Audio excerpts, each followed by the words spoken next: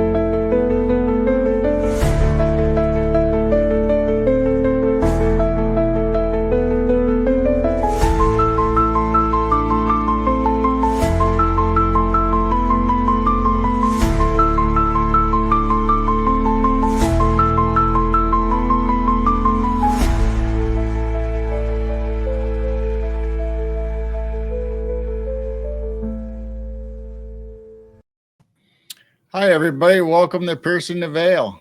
Happy Sunday afternoon. Happy Sunday. We're at an earlier time tonight because, or today actually, just because we try to be convenient for our guests. And then we also have a show coming up later tonight, a special guest appearance on somebody else's. So it worked out great today.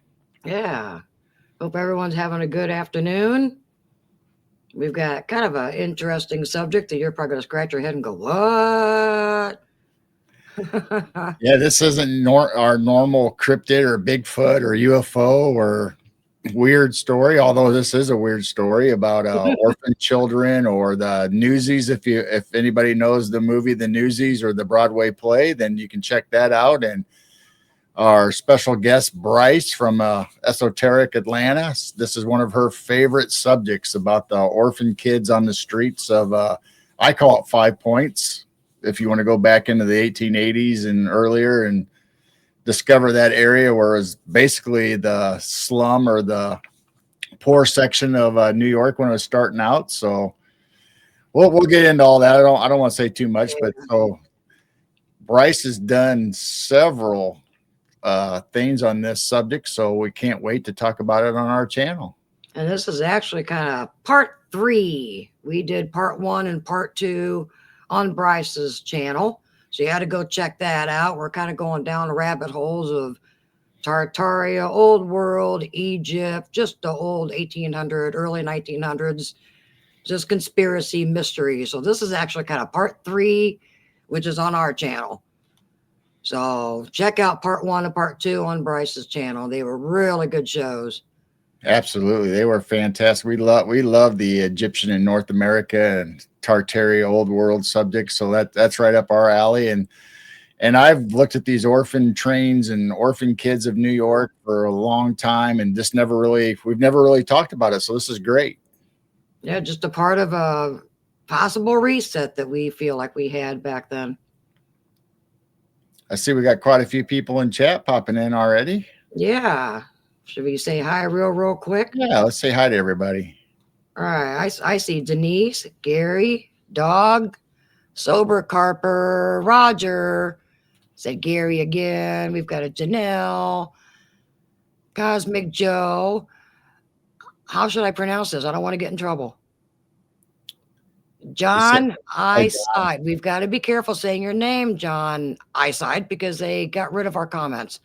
So they might think it's a bad word or something. So I'm just going to say, hi, John Eyeside. Maybe they'll accept that one. YouTube's getting weird, guys. I'm sorry. You can't even say hi to a person's name and they got rid of it because thinking it was a bad word or something. I don't get it. But hi, everybody. Welcome in. Yeah, thanks for coming, everybody. And please subscribe to Bryce Esoteric Atlanta and watch her videos and everything she does. It's fantastic. And I believe our membership code is still Midwest. And if you want to go there and get a discount from Esoteric Atlanta, be sure to check that out. And maybe we'll mention it again before the show and try to get it in chat and stuff. So let's go ahead and bring Bryce up and get going. Let's get her going. Hi, Bryce. Ooh. Hi, Bryce. Hello. I'm so excited about this. Yeah. Thanks for having me today. Oh, thanks for coming. Yeah, this is a crazy. I mean, I always tell my channel that I am many things. I am petty, and because I'm petty, I will research the crap out of a subject. And so the establishment's got nothing on me. My boyfriend always laughs that this is my private school education at its finest because I know how to research. I'm like, no, I'm just petty, and so I will find the receipts if I have to. And my channel, I love history. History is one of my favorite subjects, and I always tell people it's because history really isn't enough. It's nothing but gossip. That's all history is gossip. That's all it is. But with all of this stuff coming out about this potential, and we'll say because this is on YouTube and because YouTube is weird, with a big wink on our faces, we're going to say for educational and entertainment purposes only, wink, wink, we're going to talk about the legend, wink, wink, of Tartaria, as we've been talking about, and the mud floods. And this just covers so much about the fact that our geography is probably wrong, which we've talked about. Where the hell is Egypt? They're laughing at us because it ain't in Africa, that's for sure.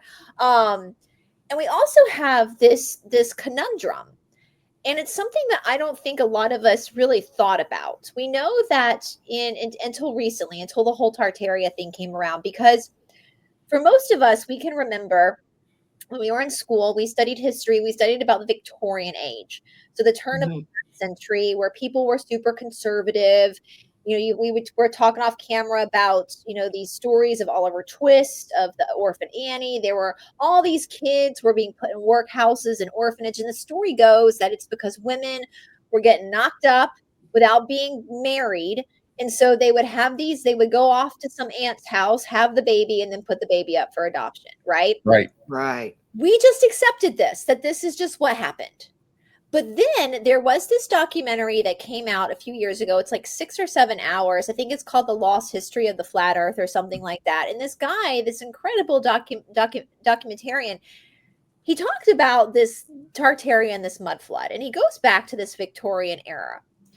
And he's looking at just how many children were, quote unquote, orphaned. And you start to scratch your head, because it's not just in London. It's not just in New York. This is all over the world. Right. There are just countless children. The math ain't mathin'. Right. A woman is pregnant for 9 months. She might have twins, although that's quite rare. And not every woman is going around having this problem. Yeah. So where are all these children coming from? Not from women. And so I started that really, when I watched that documentary I've watched it multiple times now, that really hit me more than anything. Because I had already kind of studied the buildings and the mud flood. The town that I grew up in Georgia, they did some digging and discovered what they thought was like Broad Street. There was actually all these parts of the building they didn't know when they were doing some renovations. So I had already experienced some of this.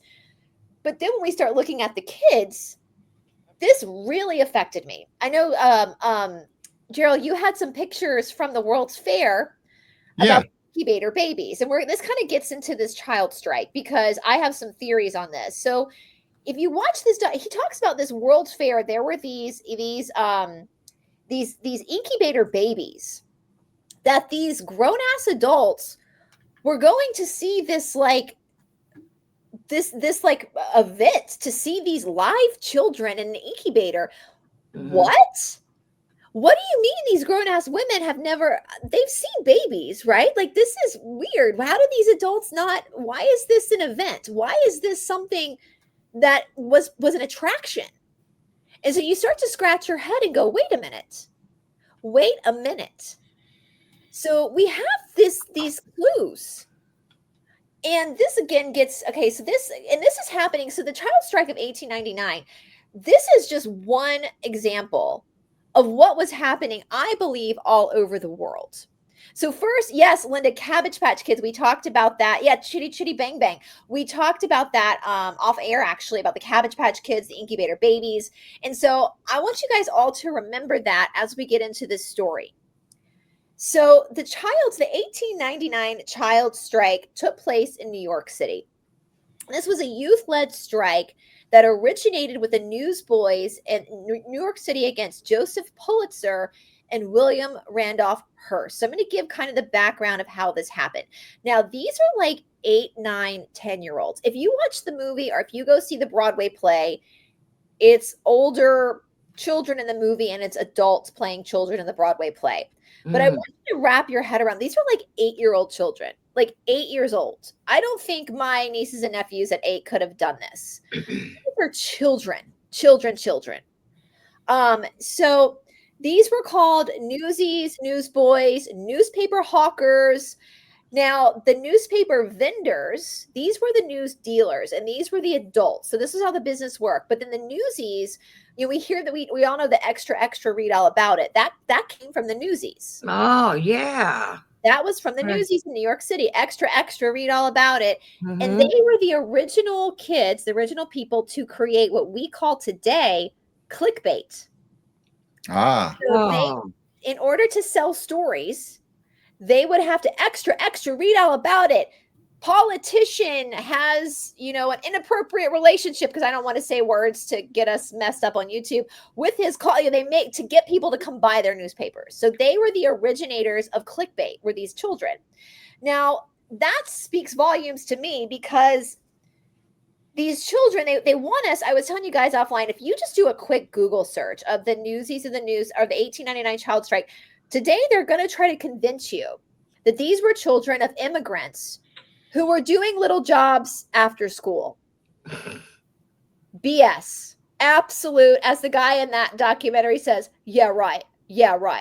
No, this was not happening. These were children who were fighting for their lives. They had no parents. Okay. So what happened was each newsie was employed by a different news agent. So this did start to fade out in the 1920s. We did get newspaper boys on bikes. That ended up being a legitimate after school or before school job when things got settled. So they usually, what they would say is that the subscribers, the people, would get newspapers delivered to their house in the morning with like the news, and then the evening edition would be more scandalous. All right.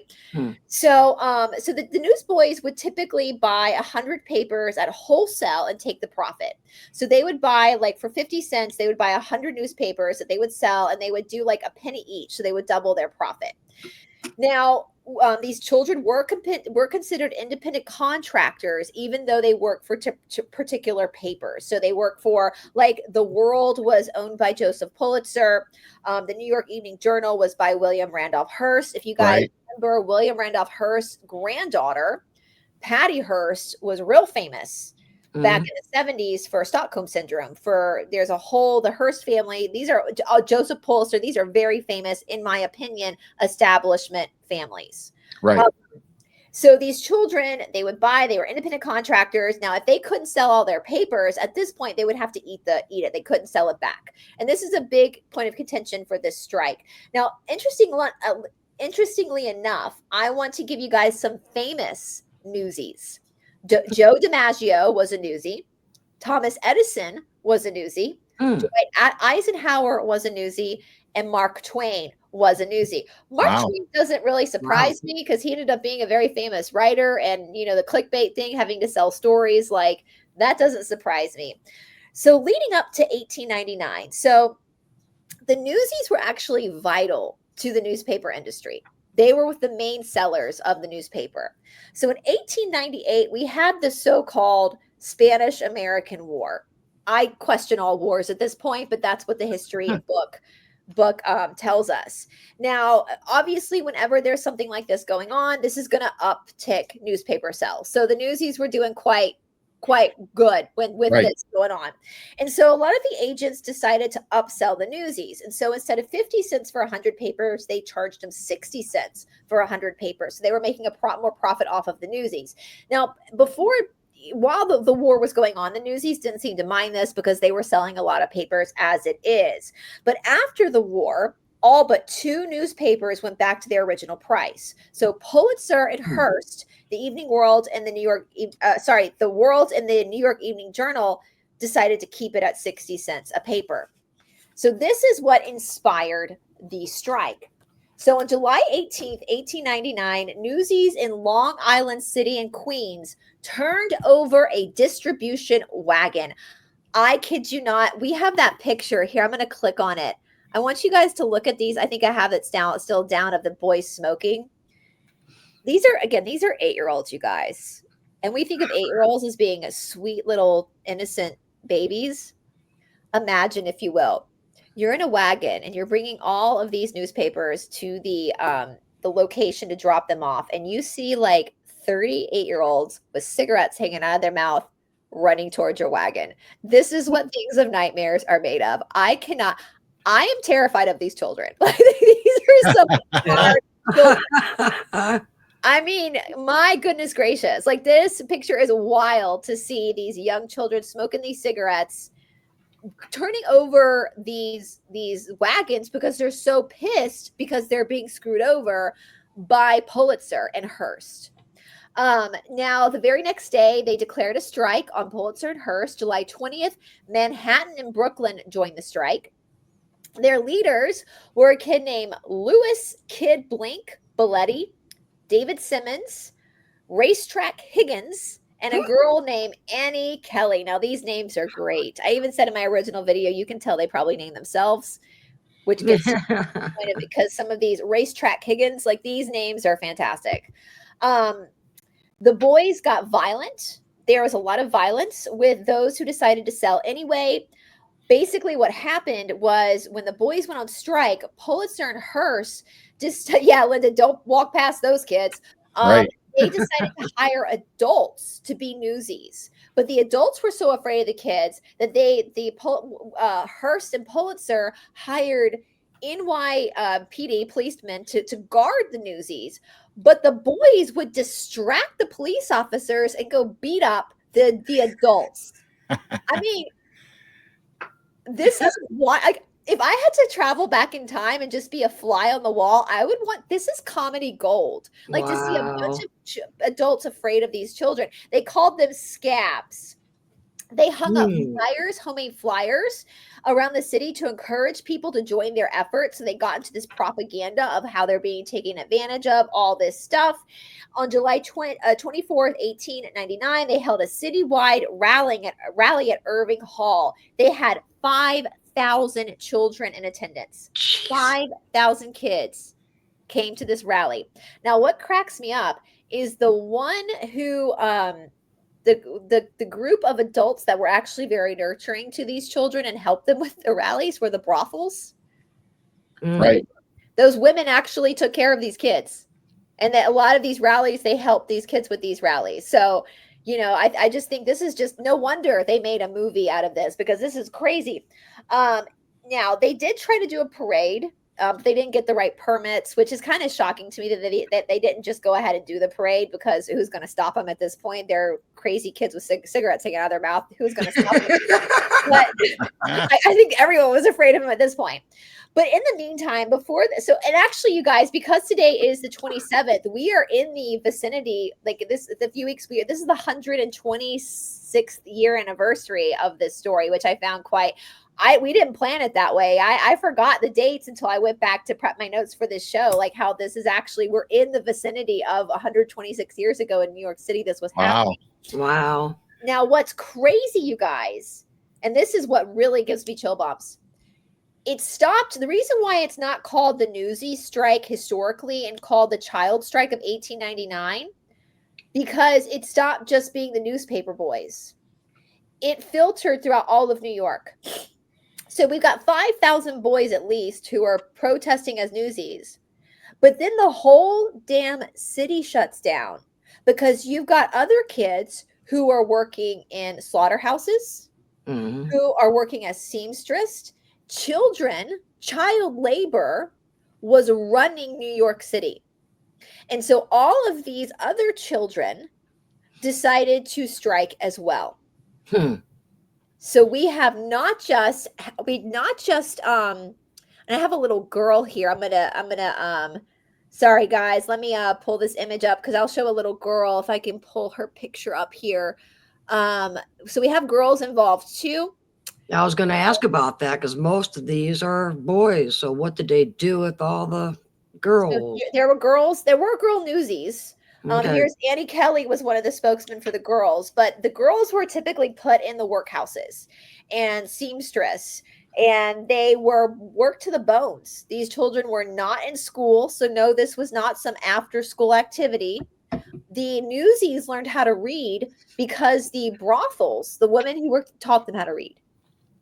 So when you're researching this, one thing you have to learn is do not rely on modern day articles. You got to go back and look at archived articles to get the truth of what was going on. Now, before this, it was very hard because when these children would get out of hand, they don't have parents, the police would arrest them and put them in this facility where adults could then come look at them through a glass and pick a child to buy. That's trafficking openly. So the kids, and you see, this is spoken about in the play and in the movie. They talk about the cops, how they try to avoid the cops because they don't want to get stuck in that situation. Mm-hmm. So they want you to believe, on one hand, they want you to believe that these are immigrant children who are doing a part-time job for their parents. But on the other hand, we have these stories about how these kids were living on the streets. I'm going to pull up some pictures, you guys. We have some great old images. I mean, they're not great. They're quite sad.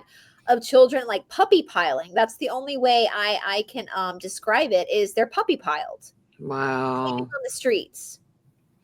These children had no homes to go to speak of. There were stories of these newsies having to go out in the middle of winter in New York City without shoes on to sell newspapers. These were not immigrant children who were doing a part-time job. These were street kids who had no parents. So again, hold that in your mind. Well, in August 1 of 1899, Pulitzer and Hearst finally had to come to a compromise because the whole damn city protested. So all of New York City shut down. That, again, I want you guys to think of that. Obviously, New York wasn't as big then as it is now, but it was still a major metropolis. The fact that children were able to shut the city down should tell you how much child labor was going on. Slave labor was going on. Look at that. Look at those children, puppy piled. And what gets me is these photos. There's no grown-ups in these factories working. It's children working in all these factories. And the grown-ups are all Victorian style, just dressed like they were millionaires. And all these kids are little hobos working in factories and being little slaves. Newspapers. Yeah. I mean, funny stories. They used to, and I'm going to be careful how I say this, guys, because of YouTube. I'm talking about the white snow. That's a DRUG. You guys know what I'm talking about? Mm-hmm. It's what Coca-Cola originally was made from. And I actually don't blame. So back then, you could apparently go to the corner store, the soda jerk, and get a line, basically. Yeah. And so these kids, there were plenty of stories that these kids would get their money for the end of the day in order to make it through the night, especially when it was that cold. They would go and buy a line of the snow and do it just to be able to survive the night. Oh, those poor kids. I mean, it's crazy. So in August 1 of 1899, there was a compromise made. So basically what they compromised on is that they were going to keep the wholesale price at 60 cents for 100 papers. However, the newsies, if they could not sell all their papers, the news agent would buy back the remaining papers. And this puts that was the compromise they made. So then the newsies could continue to make more money. Again, these kids had nothing. They were sleeping on the streets. I even have one here. Let me grab this other slide. And I would tell you guys, a lot of times what happens to me in my research is I save stuff in my notes and links to show, to hold on to it. And then years later, I'll go back and it'll be gone. It'll be like 404 page missing. So they are watching us. So if you guys ever see these pictures, hold on to them, because this is proof of how they've rewritten history to make us think that these were just a bunch of rowdy kids who, did something big. They're praised for it. They created a union and they shut down the city, but there's a deeper, darker story here. And so this kind of brings us to this whole question again of where did these children come from? And that's something that I guess we can talk about this, because I went back and reviewed this story when I started to realize this whole Tartaria legend, we'll say for entertainment purposes only, YouTube, wink, wink, of these incubator babies. And so I started to kind of, in my critical thinking, and also reading through the missing books of the Bible, there's a book called the Apocryphon of John, and he gets into the creation of this world. And it kind of, in the Apocryphon of John, which Apocryphon means secret teaching, it very much mirrors what we now know as the law of one, where we have these two polarizations of light and dark. And on the side of light can create. That's why babies are made through love here. Darkness can't. So they have to create through incubators. Now we also, so keep that in mind. With Tartaria, we also have this legend of a mud flood. And you guys have probably seen those pictures in the documentary that shows like St. Petersburg, San Francisco, where like no one's on the street. It's very eerie. Right. Like post-flood where everyone's been wiped away. So I speculate that what has happened is that after, we've talked about this before on my channel, I believe the apocalypse already happened. I believe the 1,000 years of peace already happened. I think we're at Gog and Magog, the end. That's why it's so extreme, where the devil gets to come back and reign, right? And we're all deceived. Yep. And I think that what happened was is they had this mud flood. They collected all this DNA from these bodies, and they incubated it and created these babies. Oh, yeah. Babies on the streets. Never thought about that. Yeah. To repopulate the planet. Now, this is where my conspiratorial mind gets even more crazier. That might seem crazy to people. If you have not studied Tartaria, don't judge it until you've actually looked at the Tartarian evidence. It might not seem that crazy. We do have stories of the Cabbage Patch Kids, of where they come from, growing these babies. Now, so they created these children, in my opinion, to be their slaves. We know that's what they want to do, right? That's their ultimate goal, is to enslave us. That's the service to self, to create a pecking order where we're just the slaves. And I think in the turn of the century, in 1899 going into the 20th century, we had literal child labor. Like they were literally enslaved to this system. They had no parents. They had no one to bat for them besides the women who worked in the brothel. All these girls that were working in slaughterhouses, in seamstress factories, all that kind of, no one was protecting them. They were overworked, underpaid, starving, no shoes. They fought back though. See, this is what the darkness doesn't understand. We talked about that off camera. Are some of these children organic portals? Do they have souls or not? Right. I think it's probably half and half. I do think the people that instigated the strike probably do have souls, because the one thing the darkness cannot do is create that spark of life. And so that is something I think that the darkness has underestimated, is our ability to push back, our ability to band together and to push back for the greater whole. Because what's very fascinating is soon after this happened, we had the creation of the Federal Reserve. And the Federal Reserve is much more than a banking tax institution. The Federal Reserve also created what we call in the United States public schools. I know that in other countries, like in England, public school means a private school, but government schools where you don't pay to go to school, which most people go to a public school. Right. With that also came child labor laws, which in the sentiment, child labor laws make sense, right? Like as human beings with souls and empathy, we don't want to see children working like that. They need to be loved and protected and cherished, and they don't need to be smoking cigarettes and buying snow just to survive the night. They don't need to be puppy piling. They need to be warm and being tucked in. So for the masses, we think, yes, absolutely, we need to have child labor laws. They should not be working this much. However, there's always a twist with this group. We see they have these organizations with great sentiment, like I'll say just the lives matter. Like that's a great sentiment, but that's not what that is, right? We know that. Right. We have to look deeper. So in my opinion, the child strike of 1899 became such a huge historical event, the establishment, the elite, the controllers of the world realized they couldn't just outright put us in slavery because we will fight back. Mm-hmm. So they created a psyop basically of child labor laws. And we're now going to make it against the law. You have to send your child to school. I don't know what the penalties are because I'm not a parent, but I know parents absolutely have to have their children in school. If they homeschool, it has to be registered through the state.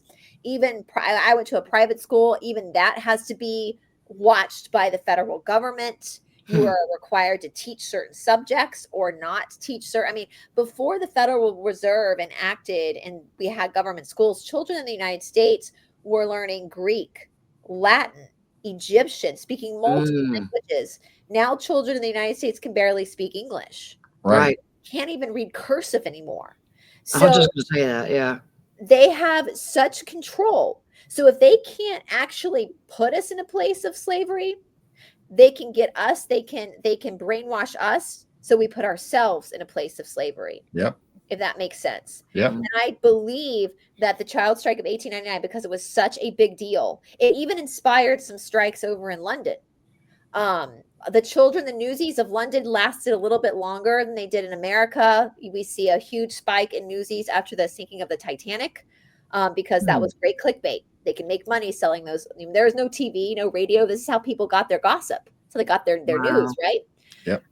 So I think that is what pushed the wagon over for the establishment to have to like regroup and figure out how they were going to enslave people, because obviously, you know, the Pulitzer and Hearst, they pushed back with the children for a long time.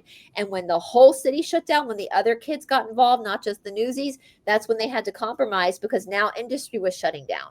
So now they had to go and make a compromise. So they had to go back to the drawing board and figure out how they're going to keep us enslaved so that they win this battle. Does that make sense? Right.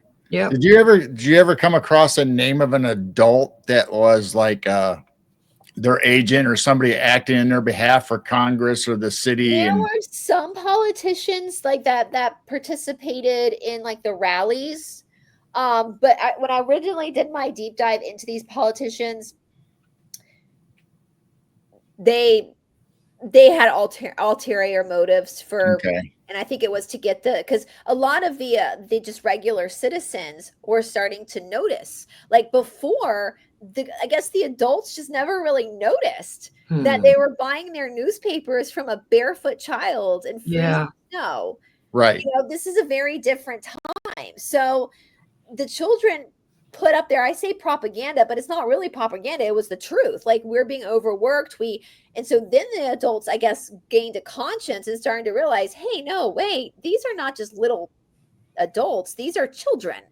They're different. Like, so they pulled the heartstrings of the general public. Of course, they're the ones buying the newspaper. So if you piss off your clientele, you're not going to make money. And so I think a lot of the politicians that stepped in were ones that were trying to get elected. So they were using the children as well. There were some journalists. Now, originally, when the Newsies first went on strike, Pulitzer forced all of his journalists to not write about it. So talk about fake news and controlling the media. He was controlling the media. He told them, but there were some rogue journalists who started writing about it and putting it out. And you see that in the movie. You kind of see that in the play, to get the boys out there and get their mission out there, which is what instigated all the other kids to join this rally and this strike, which shut down New York. I mean, honestly, I don't think if the other children in the sweatshops and in the slaughterhouses, if they had not joined the strike, I don't know if we would have had the same result. Because it really shut down, totally shut the city down. And you're right. Like, how sad is that? Like lighting the lights, they had to have a light, people who lit the lights before electricity, the nightlight. These were children. The chimney sweeps were children. These were every labor-based job you can think of was done by a freaking 8-year-old smoking a cigarette. I mean, we can't even fathom that today. Like what that reality and so I just want everybody, even if I know we have some English people, think about London. Like, if London was shut down just because the children were striking, Like if Right. children were to strike now from their part-time jobs, nothing would change because we have child labor laws, right? And because we're not giving children a hatchet and telling them to go butcher, right? Like it's crazy the stuff that they were having these children do. Yeah. Like crazy. So, and I know it happened here in Atlanta as well. There was factories that children were working here in Atlanta, just overrun with factories and children working. And, you know, we like to say, oh, it was a different time. We didn't understand children. Well, I don't think people understood children because we had just had a mud flood. And we know that these world fairs, they were also reprogramming people. And so I think it took a while for the general public to get their groove, their feeding again, their foot again, to be like, wait, we can't do this to kids. Like, these are babies. We can't. I'm just like, I mean, an 8-year-old is only what, 6 years off of being potty trained. Like, that's what's so wild to me. Like, this is crazy. I mean, just so, but I think it would be kind of cool to be a descendant of, you know, Racetrack Higgins, to say that was my great great grandpappy, you know. That would be kind of cool. So some of these kids definitely deserve. I think the ones that really instigated the strike had souls to do this. They really, even though we do have some adults that were in the mix, I think the children really deserve the credit for this because they really had enough. And for any descendants of Racetrack Higgins or Kid Blink, Belletti, like, you got some badass DNA, and that DNA is still inside of us today. And there's a song called Carrying the Banner in the play and in the movie. And I think that's kind of what we're doing on YouTube now. We're carrying the banner. We're trying to get the word out, right? Yep. Passing the torch. Yeah. You brought up a great point, though. I mean, these kids that lived on the streets, that's all they had. That's all they knew. So imagine how resilient and how tough these kids. I mean, we call them ruffians, but I mean, just think their survival on the streets to stay warm, like during the winters, and to feed themselves and stay clothed, and also try to earn money just so they could buy a little bit of food or whatever they needed. Shoes. I mean, yeah, these kids were so resilient and just amazing just to have to live on nothing to survive. I mean, can you imagine trying to come up and battle them? God, no. Ragamuffins. Yeah, I can't. I mean, yeah, ragamuffins. Even like shoes, you talk about, like, I can wear a pair of shoes as an adult until I get a hole in them and it's fine. These kids are still growing. Yeah. They're growing out of their clothes. They're growing out. Thank God. Like, my mother used to say all the time, like, judge not lest ye be judged, judge not lest ye be judged. I have so much respect for the ladies of the night that would take these children into a brothel just to give them a warm place to sleep, and would mother them and give them food and taught them how to read.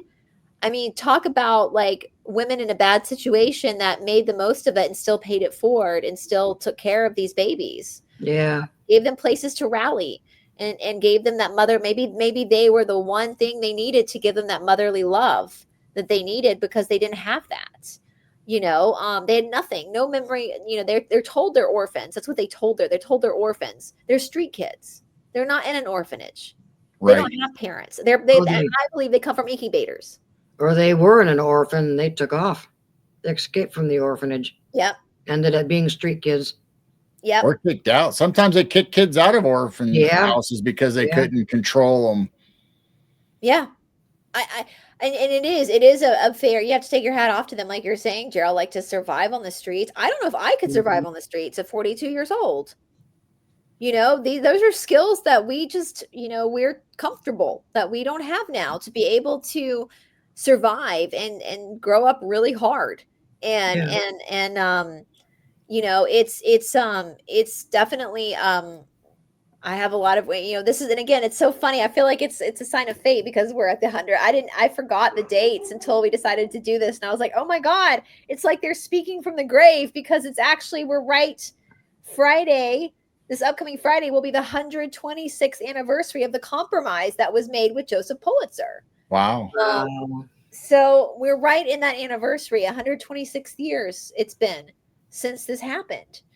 And look how much has changed. And, you know, Children's Day probably aren't as, and they shouldn't, should children be that resilient? I think children should be babied and should not baby. They should, be taken taught. care of. Yeah. But they should have shoes, and they should not be smoking or doing snow. We'll say, Right. they should have parents that are giving them food and a warm bed to sleep. And Hugs. Yep. yeah, The thing about these kids would have been 2nd and 3rd grade. That is early grade school. But they act like they were 40-ish, smoking cigars and cigarettes and doing a line before bed. And they probably were doing alcohol and drinking too. I'm sure. And I don't blame them. I'm sure that whiskey kept them warm at night. Yeah, right. And I wonder, did it stunt any growth for these kids? I know Kid Blink, if you guys watch the movie or the play, the character of Jack Kelly is based off of Kid Blink. And he was called that because one of his eyes was missing. He wore an eye patch. To have to go through that with no parents. Yeah. With no one to help you. Like the things I'm sure there were broken legs that weren't set. Pneumonia, colds that they would have to deal with themselves. And I think the fact that they puppy pile shows you how they would band together to keep themselves warm. Right. And to be each other's family. And if my theory is right about where these kids come from, it just shows you what psychopaths the establishment really are. Yeah. Do this to children. Well, that reminds me, have you ever watched the movie with Jimmy Stewart, Mr. Smith Goes to Washington? No, but I'm going to write it down. Because there's a segment in there where in his home district, because he's elected to Congress, his home district, there is a Boy Scout troop or a group of kids that have their own published newspaper. And when Mr. Smith spoke out about this project going through and the waste of money and, that was a big scandal, the newspapers would not print it. And the only place that would print it were these kids putting it in their newspaper and trying to get it out. And they sent the police and ruffians to destroy the kids' newspaper and tip over the carts. And it ended up them being thrown off the carts and injured is the only time when the people actually paid attention to it. Then it went nationwide that they hurt these kids and trampled on their newspaper. So it's almost the same kind of deal. Wow. It's the Streisand effect. Yeah. When you try not to bring attention to something, it gets even bigger. I mean, but that's what they're doing to us. I was saying I'm highly shadow banned my channel. Highly. Yeah. And A lot it's of us are. They're still doing it to us. They're still trying to stop us from speaking out and talking about these things. That's why I keep saying this is just for entertainment purposes only, you guys. This is just a story. It's all it is. It's not real. It's just a legend. Because they don't want us, they're trying as best they can. And sometimes I think they do have to give a little, but then they'll try to, put us into a junk conspiracy cul-de-sac and change it so that we don't figure it out. And for me, the story of the Newsies does give an kind of some hope. Like if these are our ancestors and they were able to do this, we still have their blood running through us. We have it within us, and we have it a whole lot better than they did.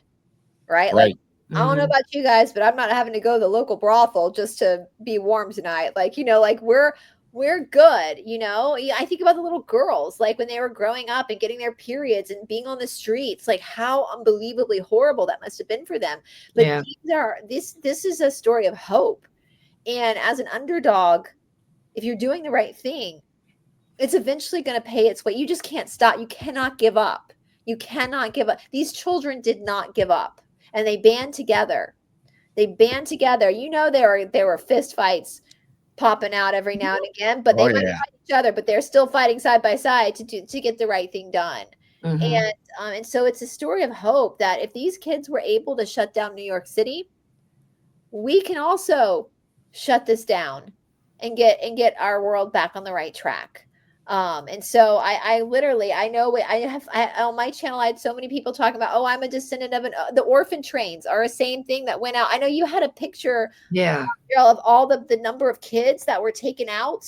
Yeah. Let me, and for those that don't know that aren't American, these were trains that literally just brought kids to the Midwest to populate the Midwest. They were orphans. Again, the math ain't mathin'. Where are these kids' parents? There's not enough women being scandalous before marriage to create this many children. All the parents are in the insane asylums. There are 1,500 of them. They were maxed out. I think that's where all the parents went. Look at those numbers. That's crazy. Wow. Yeah, so if you look at this, and they try to tell us that these kids all came from New York City. I don't believe that either. I don't think they all came from just to depopulate New York City. I mean, it looks like there was 33,000 orphans in New York City, and then they sent through the trains, they sent to Illinois 9,000, Ohio 7,000, Iowa 6,000, Missouri 6,000, Michigan 5,000. Just keep on going down the list. Where are all these kids coming from? Like, this is just the math ain't math. Right.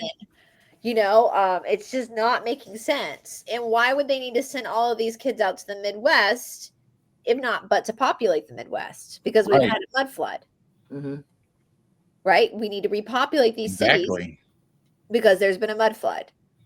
And I can't imagine being a child and just thrown on a train, sent to some random family. Hopefully some of these kids were placed in good families, I want to believe.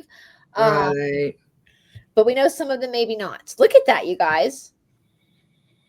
And it's all kids. And I still say all the parents are the ones that are filled in these insane asylums. Isn't that wild? They needed people for factories. So if all the parents are being drugged and who knows what in the insane asylums, they needed somebody working factories. So they grabbed all these kids. Yeah. Yeah. Sad. It's so sad. It's so sad. But here we are, and we are the descendants. I mean, I would love for people from other countries in Europe or all around the world. I'm sure you have stories similar to this too, especially when you look to take a step back and just consider for a moment that sometime in the 1800s, the 19th century, I think is the time period, there was a mud flood that wiped out every part of this earth. So we all reset at the same time. Mm-hmm. So you could easily say that maybe this was an American problem. No, I think this was happening everywhere. We see pictures of St. Petersburg in Russia totally empty. Like, right. This was happening everywhere. So where are these kids coming from? And oh, that's crazy. My grandmother didn't know her birthday. Census said around 1910. That is interesting. Well, weren't we talking earlier that great Uncle Joe just didn't look like he fit into the family in the family photos?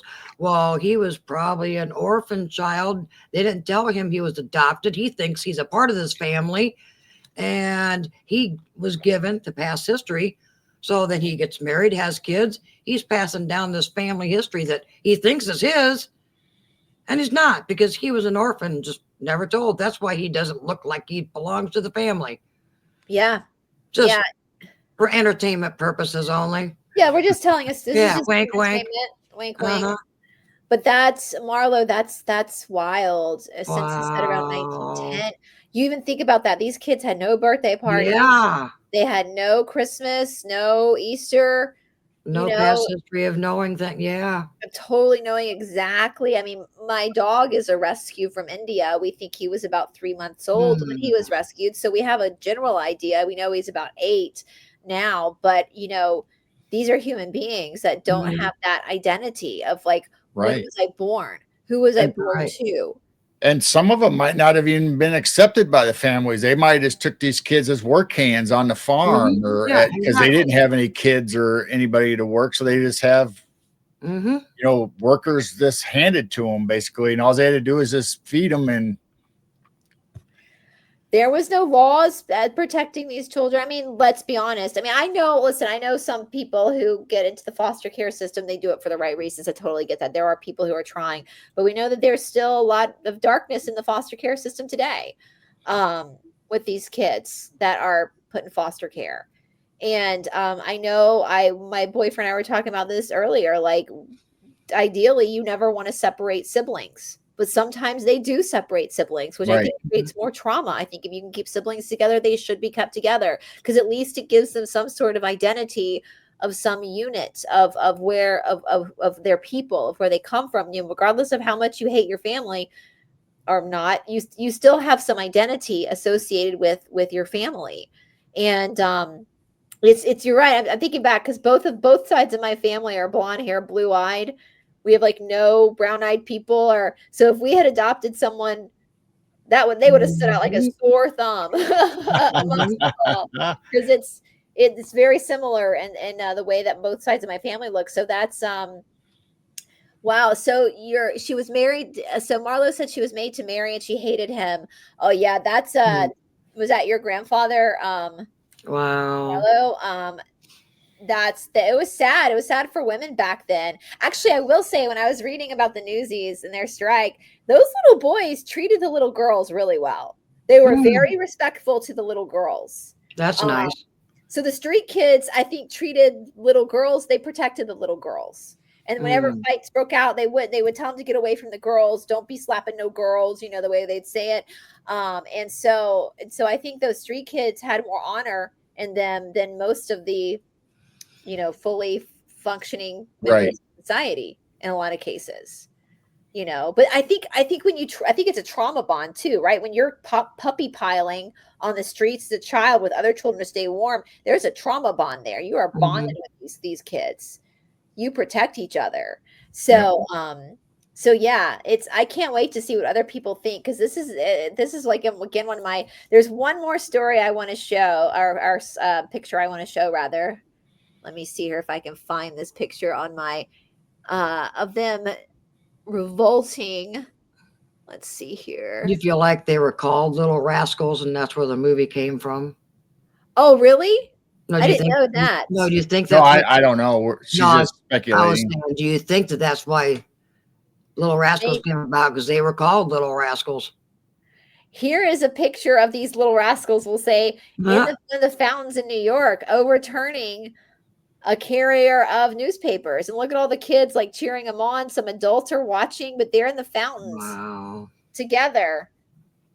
See, when I looked at that first, I thought maybe the kids were picking up change out of the fountains. They could have been doing that too. Oh. Yeah. They could probably spot a penny a mile away, because that, you know, that change, every possession they had to their name, they had on them. Because as smart as these kids are for street smarts, I would this in my mind, I imagined them draining that fountain, turning off the water, and getting all the money out of it. I wouldn't put it past. I mean, that they carried everything they owned with them on them. Right. It makes me sad. They didn't have toys. They didn't have, you know, baseballs and trucks and GI Joes and Legos and dolls, and they didn't have that. No, they had cigarettes. Yeah, they had cigarettes and snow and the light stuff. Pretty rock and roll. And they named themselves Race Car Higgins. You know, but apparently that's where the Brooklyn got its reputation for a long. Now Brooklyn's like trendy, a place to live, but for a long time it was considered kind of rough, and a lot of that came from the street kids, because they were rough. They protected their territory. Right. You've also got the emergence of the mob coming in. So you got two mobs. You got the kids and the adults. And frankly, I think I'd be more afraid of the kids. Tough kids. Yeah. I mean, they were all about survival. So if they were going to be against you, I mean, they would. I just can't imagine. I mean, just like us growing up, you know, during the 70s and 80s, you know, where we were kicked out of the house basically to say, go wander, do whatever you want. We were almost like these kids, but at least we had a place to go and get a meal and stay at night. But our parents literally had no rules for us. We just went out, we drank from the garden hoses and rode our bikes and wandered around town and came home and the street lights came on. And halftime, that was just to check in, go right back out. Yeah. I saw funny from the show Stranger Things, which is filmed here in Atlanta. It's set in like the 80s, but the kids obviously are kids from today. And I saw a funny interview where they had to literally sit the kids down and explain to them that it was normal in the 80s for the adults not to know where they were, because we're so confused. Like, where are the parents? Like, no, this was normal in the 80s, that the parents lived their lives and the kids lived their lives. You came home at night and went to sleep. Yeah. So it's we're a lot more resilient than we think we are. That is for sure. And so if you're a descendant, so Marlo, if you're a descendant from obviously, if your grandmother didn't know her birth date, then you've got some pretty strong DNA in you. And so that's yours. That's your gift from your ancestors. And so the powers that be underestimate the light inside of us, the spark of life inside of us. And that's something they can't control. They can try to control our minds. They can try to enslave us. But once that spark is lit, that God spark, it can't be stopped. And I think that's the biggest lesson from this child strike of 1899 is that that's still within us to push back like that. Yep. That's a great heritage to have. I mean, can you imagine if the later part of the baby boomers, Gen Xers, Gen Zs got together? I mean, that would just be an unstoppable force. Oh yeah. Oh, for sure. For sure. I mean, I even look like, so my boyfriend is 53, I'm 42, and just the youthfulness of people now. I was looking at him the other day and I was like, well, first of all, he looks like he's in his 30s, but he takes care of himself. But we're so much more youthful. We have that youth. My grandfather, my mom's dad, was 56 when he passed away, 3 years older than my boyfriend now. And it's like, wow, in my head, he was like an old man. And here my boyfriend is still skateboarding. We have that power behind us. So I do think we should use this. And on this anniversary, pay a little homage to Race Car Higgins and Kid Blink and Annie Kelly, the one girl that stood up and gave a speech and really, really take our lives back. Yeah. Because we have that spark of God inside of us. And that's something the establishment can't take away from us. They tried, but they can't. A lot of people are noticing that people are looking younger these days. And you look at the old photos, yeah, everybody looked old. The kids looked older. An 18-year-old back then looked like they're 40s. 18-year-old now has a hard time living on his own out in the street when these 8-year-olds were able to. I know, right? Things have changed so much. These kids, these 8-year-olds couldn't even grow a beard. And they were running New York City. They didn't even have chest hair yet, and they were running New York City. So all they had to do is growl and scream and look at you funny, and everybody ran. Just run with a cigarette in your mouth, and I think that'd be terrifying to see a pack of 8-year-olds with cigarettes hanging out of their mouth coming at me. I'd be like, take what you want, take what you want. So I love these stories, though. Again, this is one of my favorite stories, and if you guys have not seen, I'm not a huge fan of the movie Newsies, but the Broadway play is on YouTube. You can watch the Broadway play. It's fantastic. I mean, obviously the men, they're like young 20-something-year-old men that play these kids. They're short. Obviously they have to be like jockeys, very small in stature, but it's a lot of jumping around. It's incredible dance scenes, a lot of tap dancing. It's very inspiring, the play. So I would highly suggest if you're into I love Broadway. I love the theater. So if you're into it, watching that, because it'll give you some respect for what these kids went through. Amazing. It's just a great story, and the resilience, and like I said, our heritage, and that's what Americans were. I mean, that's why we had the Revolutionary War.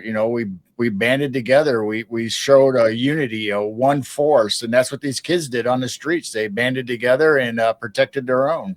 Yeah, I'm not a fan of Michelle Obama, but there's one thing she has said that I quote a lot: Americans are scrappy, and I agree with her. Americans are scrappy. And we're rebellious. We are the one country in modern times to say, yeah, we're not gonna do a monarchy. What is this nonsense? This monarchy nonsense. We're good. My favorite scene from The Patriot is when Mel Gibson and the French guy, they're at a bar, a little pub, and they're looking for recruits for the American Revolution, for the Patriots. And the French guy's nervous, like, how do we know these are going to be good candidates? And Mel Gibson just yells, "Hail King George!" and every single one of those men in the pub turns around and pulls out a pew pew from their coat and aims it, and they have to run outside. Like, I think we found the right place. Yeah, I think they're good. I'll pull out a pew pew and point it at, and I'm like, that's Americans are scrappy. We want our freedom. We want all people to be free. And so yeah, Iron Bear, that's a great scene. That's like, that sums up America. Like, what? All hell who? We don't play this monarchy game here in this country. We are all equal in this country. So that's why Prince Andrew couldn't come here for the longest time, because, you know, of that urban legend of a list. He ain't no prince here in America. We don't do prince. Right. He's just Andrew here. So if he gets off that airplane, he's going to be arrested because he don't get special treatment here. He's just Andrew Mountbatten here. No prince. What are you talking about? We don't believe in a prince. So he can't come to America anymore because he needs to stay in his country where he has a birthright, where in America that birthright doesn't exist. So, nope. So yeah. So be scrappy, be like these the Kid Blink and Race Car Higgins, and be scrappy and take no prisoners. That's right. Yeah, I mean, it's just like everything in this time. They basically try to coddle us and make us soft, and just remember your youth. Remember roaming the streets and hanging out with your childhood friends, and just band together. If you see something you don't like, voice your opinion and get your friends together. Say something. What they can't do nothing to you. What are they going to do? Yeah. As we learned from this last, we'll say competition. I don't know, the E word is sensitive on YouTube. So the competition that happened in November, shockingly, I think we realized that a lot of us agree on a lot more things than we actually realized. And so Americans are scrappy. The world is scrappy. And yeah, never say all hail King George in the United States. So, well, this has been a great conversation, Bryce. So I think we'll just go ahead and stop here, and I'm sure we'll continue the story and come up with more subjects, either on our channel or your channel. Yeah. Yeah, absolutely. There's so much more to go through, you guys. And I want to hear from your viewers. Like, you know, if I always ask my viewers this too, like if there's a story related to this from your country, if you're not an American, let me know. Because sometimes I just don't know these stories because we don't see them because we're not from, that's not our culture. So let me know and I will gladly look into it. If there's something like this with kids that you heard from your country, I will be more than happy to look into it. Right. Talk about it. And just like we had some people in chat, about their grandparents and people being adopted. If you have a personal story like this and you would like to share it with us, go ahead and send us an email or in comments, of this show or Bryce's shows. And we'd like to compile a list of, okay, what was your great grandfather or grandmother's story about growing up? Were they adopted? Did they belong in a family? Were you adopted? Maybe some of these people that are going to watch this show, maybe they were adopted or don't know their previous history or family history. So we'd be interested in hearing these personal stories. Absolutely. Absolutely. There's more rabbit holes to go down. Oh, they're never ending. Yeah, that's what makes it fun, you guys. I know. Yeah, this is only part 3, folks. So we'll be continuing these strange episodes. Who knows what we'll talk about next? For sure. So we'll just go ahead and end it here and say goodbye to everybody in chat. And make sure you all go over to Bryce's channel on Esoteric Atlanta and show her some love and check out all of her subjects. She's got great subjects matter over there. And we've been there a couple times on her show. So check those out. And like I said, if you go to Esoteric Atlanta and you can put in Midwest as a code word for a discount on Bryce's classes. It's the Esoteric Academy. Yeah. And if you put, I think it's Midwest into the checkout, you get 20% off the first 6 months, you guys, of the Academy. So, and that's where we do a lot of inner work so that we can be scrappy. That's right. So yeah. So yeah, if you want to check out part 1, part 2, go to Bryce's channel. We did some great shows with her, and we will be back, and then we'll be doing part 4. Yes. So, All right, everybody. We love you. Thank you for coming. Like I said, please go over to Bryce's channel and check out her content. Other than that, we will see you next time. Keep looking up. keep your vibrations high. Yes. Love you all.